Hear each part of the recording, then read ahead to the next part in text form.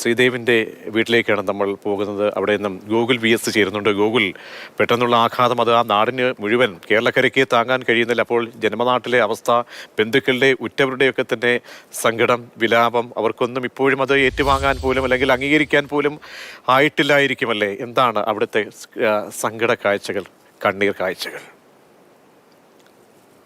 തീർച്ചയായും പ്രതീക്ഷ, ഇവിടെയും വളരെ വിഷമകരമായ ഒരു സാഹചര്യം തന്നെയാണ് നിലനിൽക്കുന്നത്. നമുക്ക് വീട്ടിലേക്ക് നോക്കുകയാണെങ്കിൽ, വീട്ടിലെ കാഴ്ചകൾ കാണുകയാണെങ്കിൽ വളരെയധികം വിഷമിപ്പിക്കുന്ന അന്തരീക്ഷം. സുഹൃത്തുക്കളും കൂട്ടുകാരും അതോടൊപ്പം തന്നെ സഹപാഠികളും ഒക്കെ ഇവിടേക്ക് എത്തിയിട്ടുണ്ട്. കാരണം തങ്ങളുടെ പ്രിയ സുഹൃത്താണ് ശ്രീദീപ്. ആ ശ്രീദീപിനെ അവസാനമായി ഇനിയൊരു നോക്ക് കാണാനായി ഇത്തരത്തിൽ സുഹൃത്തുക്കളടക്കം നിരവധി പേർ എത്തിയിട്ടുണ്ട്.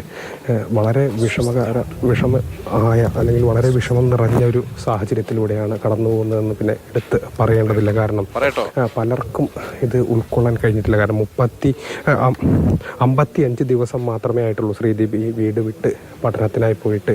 അപ്പോഴാണ് ഇങ്ങനെ ഒരു വലിയ അപകടം ഈ വീടിനകത്ത് തന്നെ ഉലച്ചുകൊണ്ട് ഇവിടേക്ക് എത്തുന്നത്. അത് എത്ര പറഞ്ഞാലും മതിയാകാത്ത അത്ര കാഴ്ചയാണ്. ശ്രീദീപിൻ്റെ ഒപ്പം പഠിച്ചാണോ? അല്ല, എൻ്റെ സാറായിരുന്നു. ശ്രീദീപിൻ്റെ ഒപ്പം പഠിച്ച സാറായിരുന്നു. ഇവർക്ക് ആർക്കും ഇത്തരത്തിൽ പ്രതികരിക്കാൻ പോലും കഴിയാത്തൊരവസ്ഥയാണെന്ന് നമുക്ക് പിന്നെ അത് ഇവരുടെ സാഹചര്യത്തിൽ നമുക്ക് മനസ്സിലാക്കാവുന്നതുള്ളൂ. കാരണം ആരും ഇത് ഉൾക്കൊള്ളുന്ന അല്ലെങ്കിൽ ആർക്കും ഇത് ഉൾക്കൊള്ളാൻ കഴിയാത്തതും ആണ്. ആരും ഇത് പ്രതീക്ഷിക്കാത്തൊരു സംഭവമാണ്. വളരെ അപ്രതീക്ഷിതമായി ഉണ്ടാകുന്നൊരു ദുരന്തം. ചേട്ടൻ ഇവിടെ അടുത്താണോ താമസം? അടുത്ത വീട്. ശ്രീദീപുമായിട്ട് അതിൻ്റെ നല്ല അടുപ്പായിരുന്നു. വളരെ അടുപ്പം, കുടുംബമായിട്ട് തന്നെ ബന്ധമാണ്. മുത്തശ്ശനായിട്ടുള്ള ട്രഷറി ഓഫീസറായിരുന്നു ബാലകുമാരമേനോൻ. ഇന്നലെ ഇങ്ങനെ അറിഞ്ഞപ്പോൾ അപ്പം തന്നെ ഇവിടെ എത്തി. ഇനിയുള്ള ചടങ്ങുകളൊക്കെ ചെയ്യണം. വലിയൊരു നഷ്ടമാണത്. ആർക്കും വരരുത്. ഒരു പ്രയാസവും സൃഷ്ടിക്കുന്നു മനസ്സിൽ. അത്രയും ഒരു ഇതാണ്. ഭയങ്കര ഇതായി കേട്ടു.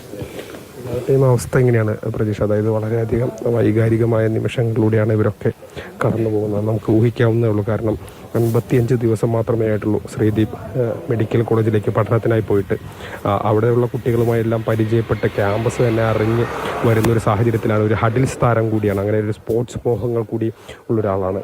ശ്രീദീപിനെ വളരെ പ്രതീക്ഷിതമായി ഇങ്ങനെ മരണം വിളിക്കുന്നു എന്നുള്ളത് വളരെ വേദനയോടുകൂടിയാണ് നാടും വീടുമൊക്കെ ഉൾക്കൊള്ളുന്നത്.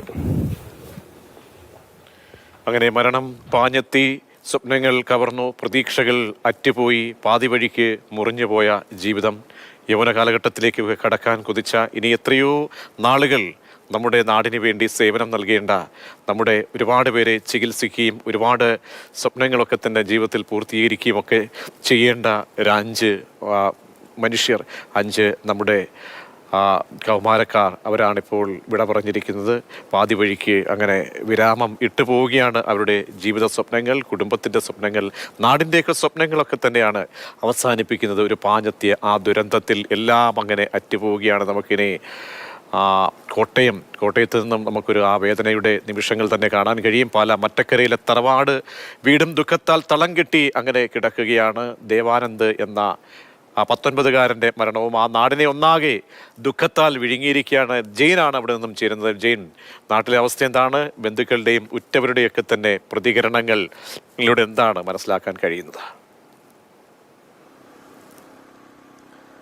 പ്രജീഷ്, ദേവനന്ദ് എൻ്റെ കുടുംബം താമസിക്കുന്നത് മലപ്പുറം ജില്ലയിലാണ്. പക്ഷേ കഴിഞ്ഞ 20 വർഷത്തോളമായി അവരവിടെയാണ് താമസിക്കുന്നത്. പക്ഷേ ഇവിടെ ഉള്ളത്, പാലാ മറ്റേക്കരയിലുള്ളത് പിതാവിൻ്റെ തറവാട്ട് വീടാണ് എൻ്റെ പിന്നിൽ കാണുന്നത്. ഇവിടെ വെച്ചായിരിക്കും ദേവനന്ദിൻ്റെ ശവസംസ്കാര ചടങ്ങുകൾ നടക്കുക. ഇവിടെ വല്യച്ഛനും അതോടൊപ്പം തന്നെ മുത്തച്ഛനും അടക്കമുള്ള അടുത്ത ബന്ധുക്കളുണ്ട്. മറ്റുള്ളവർ ആലപ്പുഴയ്ക്ക് പോയിരിക്കുകയാണ്.